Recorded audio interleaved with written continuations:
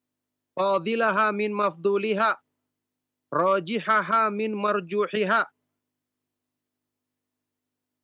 Yang demikian itu karena ilmu dialah yang mengenalkan kepada kita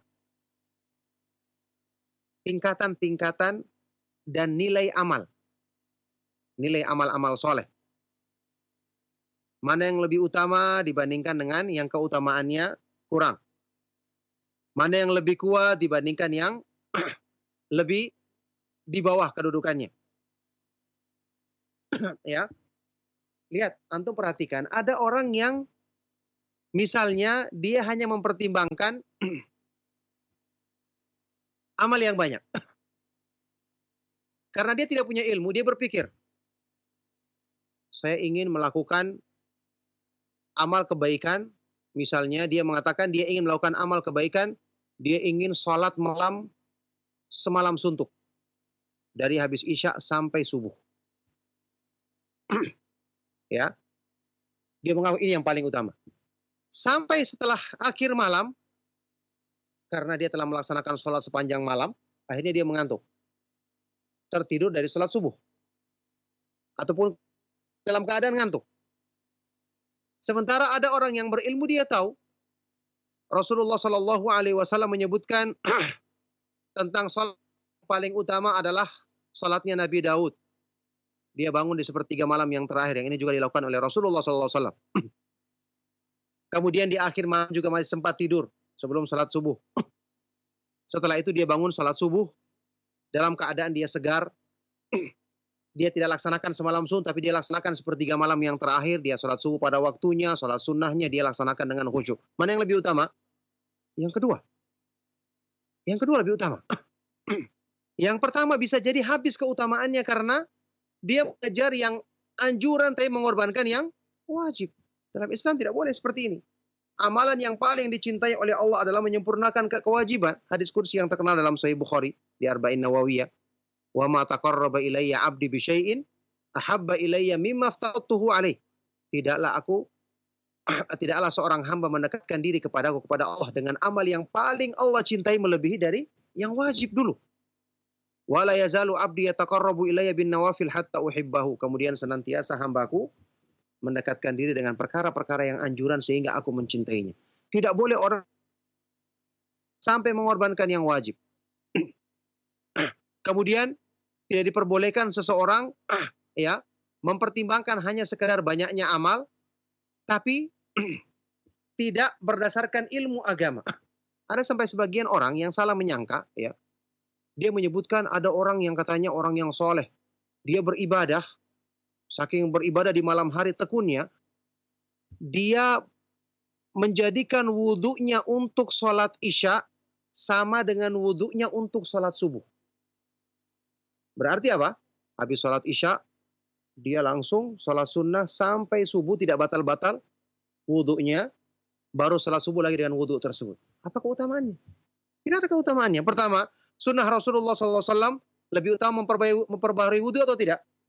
Lebih utama, ada sunnahnya memperbarui wudhu. Setelah satu kita melaksanakan sholat ini, kita boleh pakai wudhu yang kalau belum batal, tapi lebih utama kita perbarui wudhu kita. Lebih utama kalau diperbarui wudhunya. Kemudian tadi, sholat semalam suntuk,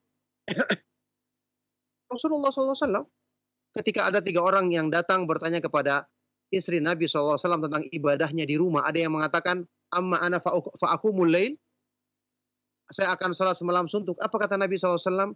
Amma ana fa'usolli wa arkudu. Saya sholat dan juga tidur. Lebih utama mana? Perbuatan orang ini atau sunnah Rasulullah SAW? Lebih utama sunnah. Ketika Rasulullah SAW ya didatang menghukumi ketika mempersaudarakan antara siapa? Salman radhiyallahu taala anhu dengan Abdullah ibn Amr ibn al-As atau Amr ibn al-As. Ya Abdullah ibn Amr ibn al-As yang dia itu ketika sholat semalam suntuk. Ya, maka dicegah oleh Salman, kemudian ketika sepertiga malam yang terakhir baru dibangunkan. Ayo kita sholat sekarang. Ini waktu yang utama. Ketika dia melaporkan kepada Rasulullah SAW, Rasulullah SAW mengatakan, Shadaqah Salman. Salman yang benar. Ya, kata Rasulullah SAW, Inna li rabbika alaika haqqan, wali jasadika alaika haqqan, wali ahlika alaika haqqan. Sesungguhnya Allah punya hak terhadap dirimu. tubuhmu juga punya hak terhadap dirimu, keluargamu juga punya hak terhadap dirimu. Yakni jangan kamu lakukan semua untuk sekedar memperbanyak ibadah, ya, tapi lupa menunaikan hak-hak yang lain. Makanya sebaik-baik petunjuk adalah petunjuk Nabi SAW. Di mana kita ketahui semua ini dengan belajar ilmu agama. Dengan belajar ilmu agama. Kadang-kadang orang tidak paham hal ini. Contoh misalnya, ada orang yang punya uang, ingin bersedekah. Dia tidak tahu. Sedekah itu ada yang lebih utama kalau kita tujukan sesuai dengan ilmu. Sesuai dengan ilmu. Misalnya kita cari di antara amal-amal yang paling besar keutamaannya, seperti Imam Ibnu Mubarak rahimahullah ta'ala, beliau pernah ya di zamannya itu dia membiayai beberapa ulama besar supaya mereka lebih konsentrasi menyampaikan hadis Rasulullah SAW dibiayai. Beliau beralasan, kalau saya mendukung mereka, maka saya ikut dapatkan keutamaan menyebarkan sunnah. Lantas beliau mengatakan, la a'lamu ba'dan nubuwati darajatan afdhala min bathil ilmi. Aku tidak mengetahui setelah tingkatan kenabian yang lebih utama daripada menyebarkan ilmu agama. Ada orang tidak paham. Keutamaan ini tidak bisa dibandingkan dengan keutamaan yang lain. Sehingga para ulama memilih untuk lebih banyak ya menyumbangkan hartanya dalam urusan seperti ini. Karena ini berhubungan dengan penyebaran sunnah. Yang merupakan sebab kehidupan lahir dan batin manusia. Ya, oleh karena itu, hal-hal yang seperti ini kita ketahui dengan mempelajari ilmu agama. Nah, fasahibuhu la yakhtaru li nafsihi illa afdhalal a'mal. Maka orang yang memiliki ilmu tidak akan memilih untuk dirinya kecuali amal yang paling utama. Kecuali amal yang paling utama. Orang yang paham ilmu, dia tidak akan memilih kecuali yang paling utama, amal yang paling utama. Wal amilu bila ilmin yadhunnu annal fadilata fi kathratil masyaqqati. Sedangkan orang yang beramal tanpa ilmu, dia menyangka keutamaan itu hanya sekedar banyaknya kesusahan ketika beramal. Fahuwa yatahammalul masyaqqa wa in kana ma yu'anihi mafdulan. Wa rubba amalin fadil mafdulu aktsaru masyaqqatan minhu. Maka dia menanggung berbagai macam kesulitan padahal dia melakukan amal yang keutamaannya dibawa. Dan bisa jadi satu amal yang lebih utama sementara amal yang keutamaannya dibawa itu lebih berat ketika melakukannya. Jadi ingat di sini di dalam Islam pertimbangannya itu bukan banyak tapi kualitasnya. Tentu kalau amal itu banyak dan kualitasnya benar maka ini lebih utama. Maka ingatlah bukan banyaknya yang dinilai tapi kualitas dari amal. Ini keikhlasannya, keimanan yang benar, ittiba'nya sesuai dengan dalil, bukan sekedar dengan apa yang kita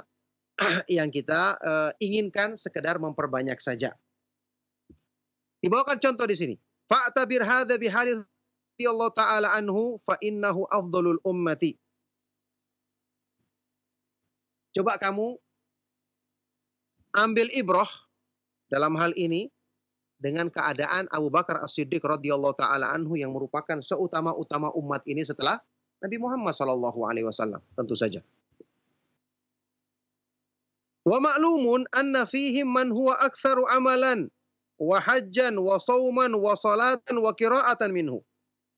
Kita ketahui di antara umat ini, di antara para sahabat, ada yang lebih banyak amalnya, lebih banyak hajinya, lebih banyak puasanya, lebih banyak salatnya, lebih banyak bacaan Al-Quran dibandingkan Abu Bakar As-Siddiq radhiyallahu taala anhu wa anis sahabati ajma'in. Tapi apakah ada yang mengalahkan keutamaannya?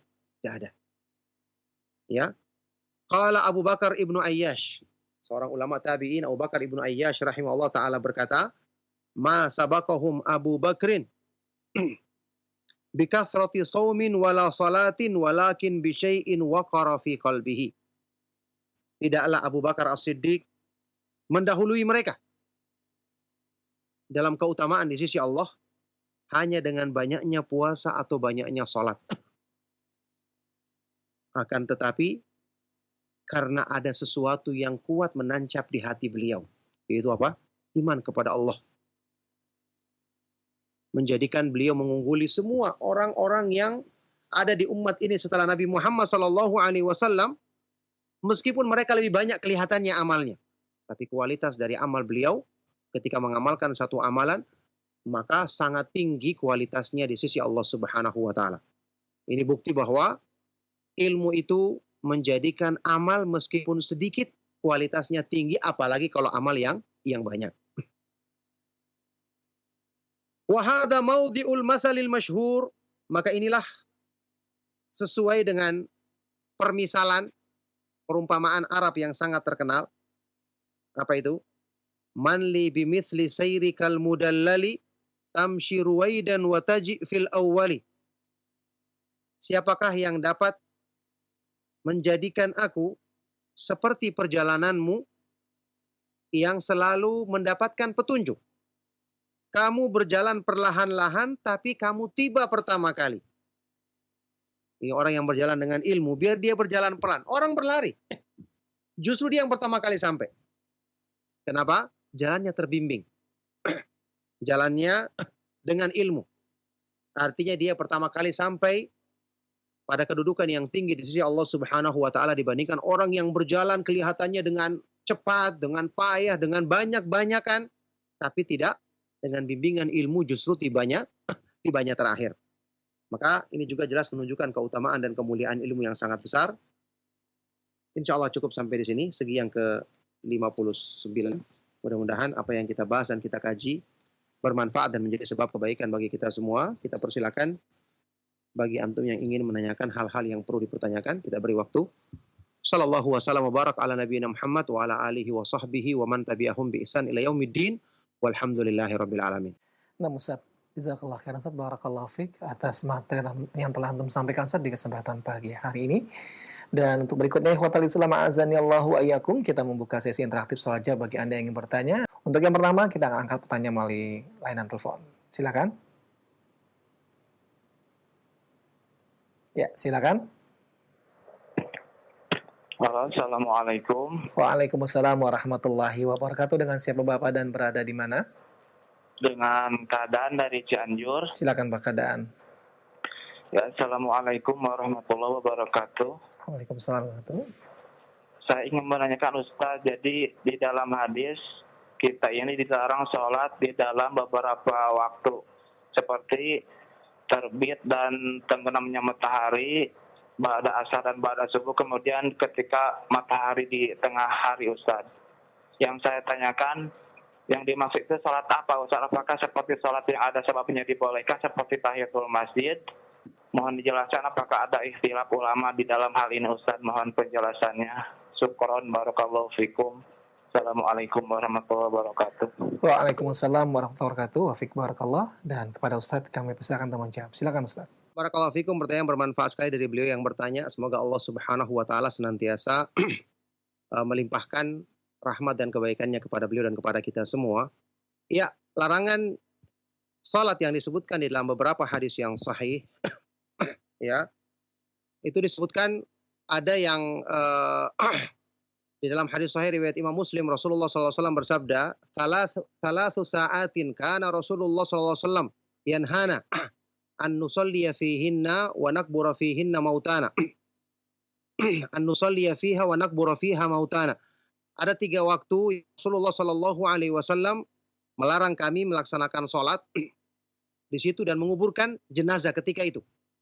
3 waktu itu adalah ketika matahari persis terbit, kemudian ketika matahari ada di tengah-tengah sebelum masuknya waktu sholat duhur, dan ketika matahari persis terbenam. Kemudian ada hadis juga yang menyebutkan tentang larangan secara umum sholat seperti yang tadi disebutkan setelah sholat asar dan setelah sholat subuh. Para ulama berbeda pendapat menyebutkan tentang larangan di sini. Apakah ada yang mengatakan larangan ini bersifat mutlak? Ada juga yang mengatakan bahwa di sini ada pengecualian sholat-sholat yang ada sebabnya. Ketika misalnya sholat tahiyatul masjid, kita masuk masjid setelah sholat asar, kita sholat lagi untuk tahiyatul masjid. atau misalnya ada sholat-sholat yang punya sebab lainnya, itu boleh kita lakukan di waktu-waktu larangan tersebut. Tentu berdasarkan dalil yang mereka bawakan. Ketika saya membaca pendapat ini, ya, saya mendapatkan keterangan yang dibawakan oleh Syekh Al-Albani rahimahullah taala di kitab Silsilatul Ahaditsis Shahihah. Beliau menguatkan pendapat bahwa larangan ini yang benar-benar terlarang dan tidak boleh sama sekali adalah ketika matahari menjelang terbit dan menjelang terbenam. Karena ini larangannya lebih kuat. Bahkan disebutkan di dalam hadis yang sahih, larangan tersebut berhubungan dengan orang-orang kafir yang ketika itu sujud kepada matahari. Jadi tidak boleh kita menyerupai mereka.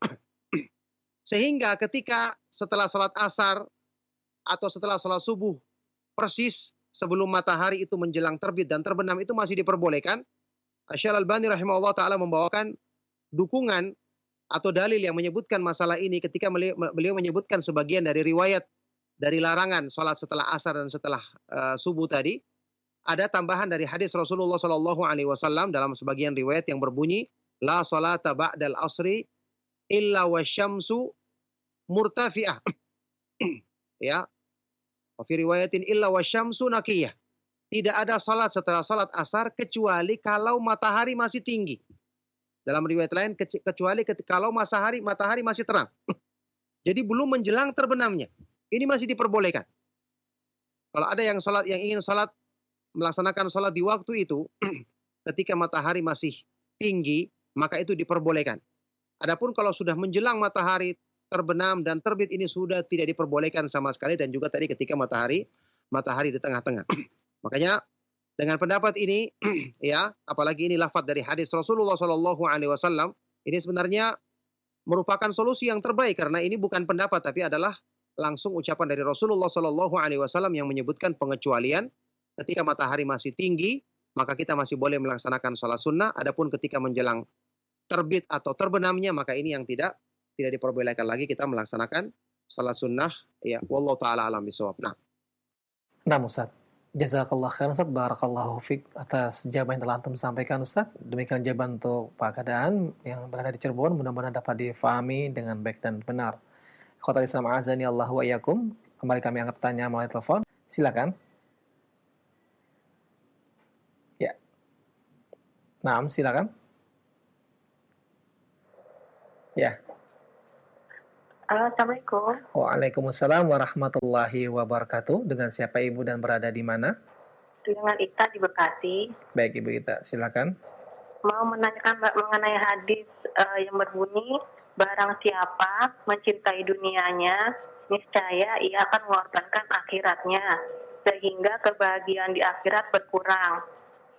Dan barang siapa mencintai akhiratnya, niscaya ia akan mengorbankan dunianya, sehingga dunianya merugi. Apakah hadis itu sahih? Dan bagaimana dengan hadis yang berbunyi, kalau kita mengejar akhirat, kita mendapatkan dunia dan akhirat. Kalau kita mengejar di dunia, kita hanya mendapatkan dunia. Mohon penjelasannya Ustaz. Baik, terima kasih. Dan kepada Ustaz, kami persilakan untuk menjawab. Silakan Ustaz. Barakallahu fikum. Pertanyaan bermanfaat sekali dari ibu yang ada di Bekasi tadi. Semoga Allah Subhanahu wa taala senantiasa melimpahkan kebaikan kepada beliau dan kepada keluarga dan kepada kita semua. Ya. Adapun pertanyaan dari apa yang ditanyakan tadi yang disebut sebagai lafaz hadis, barang siapa yang menghendaki akhirat maka dia akan mencelakakan dunianya, dan barang siapa yang menghendaki dunia berarti dia akan mencelakakan. Yang saya ketahui itu adalah bukan hadis dari Rasulullah Shallallahu Alaihi Wasallam. Ya, bukan hadis dari Rasulullah Shallallahu Alaihi Wasallam. Ada sebagian dari ucapan sebagian dari para ulama salaf. Ya, yang jelas tentu saja ketika seorang itu mengutamakan dunia, mengutamakan urusan dunia, pasti dia akan mengorbankan urusan akhirat. Karena tidak akan bisa bertemu kedua-duanya. Ingat, yang dimaksud dengan urusan dunia di sini adalah perkara-perkara dunia yang tentu saja tidak urusan akhirat kita. Itu maksudnya. Baik. Adapun pernyataan sebagian ulama yang lain yang tadi juga dinukilkan, juga itu bukan hadis Rasulullah SAW yang seingat saya. Yang kedua dikatakan barang siapa yang mengutamakan akhirat, maka dia dapatkan dunia dan akhirat. Maksudnya, kalau dia mendekatkan dirinya kepada Allah Subhanahu wa taala, maka urusan dunianya Allah akan cukupkan dia. Tentu kecukupan di sini bukan berarti berlebih. Itu yang orang selalu salah pahami. Dia menyangka kalau disebutkan kecukupan, keberkahan berarti harus kaya. Ini tidak benar. Tidak ada keutamaannya secara zat orang yang kaya. Sebagaimana orang miskin juga tidak ada keutamaannya secara zatnya. Keutamaan orang kaya itu kalau dia bersyukur, orang miskin ketika dia tinggal dunia beliau dalam keadaan miskin. Dalam keadaan miskin Rasulullah SAW ya disebutkan di dalam hadis yang sahih riwayat Imam Bukhari atau Muslim, Rasulullah SAW bahkan berdoa, Allahumma ja'al rizqa ali Muhammadin SAW qutan. Ya Allah, jadikanlah rezeki yang engkau berikan kepada keluarganya Nabi Muhammad SAW adalah rezeki yang secukupnya, pas, tidak lebih dan tidak kurang. Itu yang diminta oleh Rasulullah SAW. Dan mayoritas sahabat radhiyallahu taala orang yang miskin, mayoritas. Ada sebagian yang kaya tapi sedikit jumlahnya dibandingkan dengan yang miskin. Bahkan ini mayoritas pengikut para nabi dan para rasul alaihi wassalatu wassalam disebutkan di dalam hadis sahih riwayat Imam Bukhari, ayat ba'uhu du'afa'uhum am aghniya'uhum, apakah yang menjadi pengikut nabi ini orang-orang yang lemah, maksudnya miskin, tidak punya harta atau kedudukan, atau justru orang-orang yang kaya? Dijawab, bal du'afa'uhum. Pengikut nabi ini adalah orang-orang yang lemah, tidak punya harta dan kedudukan. Dijawab dalam hadis tersebut, hum atba'ur rusul. Memang mereka itulah pengikutnya para rasul. Kata Ibnu Hajar, ini merupakan dalil bahwa mayoritas pengikut Nabi dan Rasul adalah orang-orang yang tidak punya. Orang-orang yang lemah secara harta dan kedudukan. Jadi bukanlah keutamaan selalu kita artikan, oh dicukupkan, Allah akan menjamin, itu selalu harus dalam wujud kekayaan. Tidak.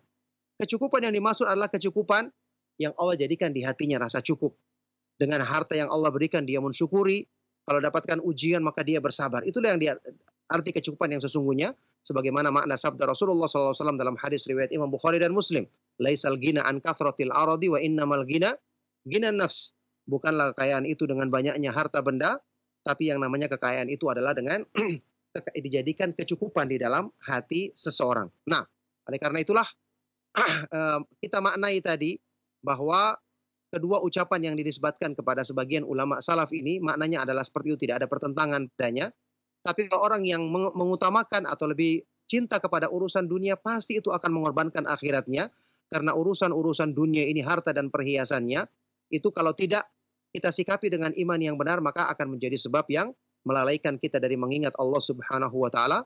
Makanya Rasulullah Shallallahu alaihi wasallam bersabda, "Inna likulli ummatin fitnah wa fitnatu ummati al-mal." Sesungguhnya masing-masing umat ada fitnahnya, dan fitnah bagi umatku adalah adalah harta. Nah, oleh karena itu, ini cara kita memahami dan mengkompromikan ucapan dari para ulama salaf sebagaimana yang disebutkan dalam pertanyaan tadi. Barakallahu fiik. Nah, Ustaz Taufik Barakallah, jazakallah khairan atas jawaban yang telah Antum sampaikan, Ustaz. Dan kita akan angkat satu pertanyaan terakhir, Ustaz, di kesempatan pagi hari ini. Halo, Ya. Assalamualaikum. Waalaikumsalam warahmatullahi wabarakatuh. Dengan siapa Bapak dan berada di mana? Dengan Pak Nanang di Lampung. Ya, baik, silakan Pak Nanang pertanyaannya. Gini Pak Ustadz, di tempat saya kan terbiasa membaca waktu sholat subuh, baca kunut. Sementara saya tidak. Nah, ini sikap saya sebagai makmum seperti apa kalau imam sudah baca kunut? Baik. Itu aja Pak Ustadz. Ya. Ya, mana? Ya. Waalaikumsalam warahmatullahi wabarakatuh. Dan kepada Ustadz kami persilakan untuk menjawab. Silakan Ustadz. Ya, barakallahu fikum, pertanyaan yang bermanfaat sekali. Yang saya ketahui dalam masalah ini, ada sebagian dari para ulama yang menyuruh kita untuk ikut melakukan kunut tersebut. Sementara ada sebagian ulama yang lain mengatakan tidak. Ya, ada sebagian dari, saya dapatkan penjelasan dari Syekh Ali Hasan, ya, yang menyebutkan bahwa para ulama yang menyebutkan kita mengikut ini kalau imam tersebut adalah orang yang berilmu, yang mengikuti sunnah Rasulullah Shallallahu Alaihi Wasallam, kemudian dia berpendapat berdasarkan apa yang dia ketahui. Ya, adapun kalau kita mengetahui dia bukanlah orang yang berilmu, kemudian dia juga orang yang bukan mempelajari hal ini berdasarkan ilmu, ya, maka jangan kita ikuti. Apalagi kita ketahui ini tidak sesuai dengan sunnah Rasulullah Shallallahu Alaihi Wasallam. Maka pendapat yang terkuat dalam masalah ini, wallahu taala alam perbuatan imam yang salah dilakukannya, meskipun itu ijtihad, kalau tidak sesuai dengan sunnah Rasulullah Sallallahu Alaihi Wasallam seperti kunut subuh, ya dalilnya dhaif, tidak ada hadis yang sahih yang mendukungnya, menghususkan kunut di waktu subuh, maka jangan kita ikuti, karena kita wajib untuk mengikuti sholat sesuai dengan sholatnya Rasulullah Sallallahu Alaihi Wasallam yang bersabda, "Shollu kama ra'aitumuni usolli." Sholatlah kalian sebagaimana kalian melihat aku sholat. Jadi yang benar kita tidak mengikutinya, kita tidak mengangkat tangan, kita laksanakan sewaktu dia mengangkat tangan, maka kita tetap dalam kondisi i'tidal, bangkit dari ruku, kita membaca doa i'tidal, kita ulang-ulang sampai imamnya sujud, baru kemudian kita ikut sujud, dan jangan mengikuti apa yang salah yang dilakukan oleh imam yang kita yakini tidak sesuai dengan sunnah Rasulullah Shallallahu Alaihi Wasallam. Insya Allah itulah pendapat yang lebih kuat dalam masalah ini. Wallahu taala alam bisawab. Ini merupakan jawaban dari pertanyaan yang terakhir. Semoga semua yang kita sampaikan bermanfaat untuk kebaikan dunia dan akhirat kita. Mohon maaf jika ada yang salah dan kurang. Kita akhiri. Sallallahu wasallam wa barak ala nabiyina Muhammad wa ala alihi wa ashabihi wa man tabi'ahum bi ihsan ila yaumiddin walhamdulillahi rabbil alamin. Subhanakallahumma wa bihamdika asyhadu an la ilaha illa anta astaghfiruka wa atubu ilaik. Wassalamualaikum warahmatullahi wabarakatuh.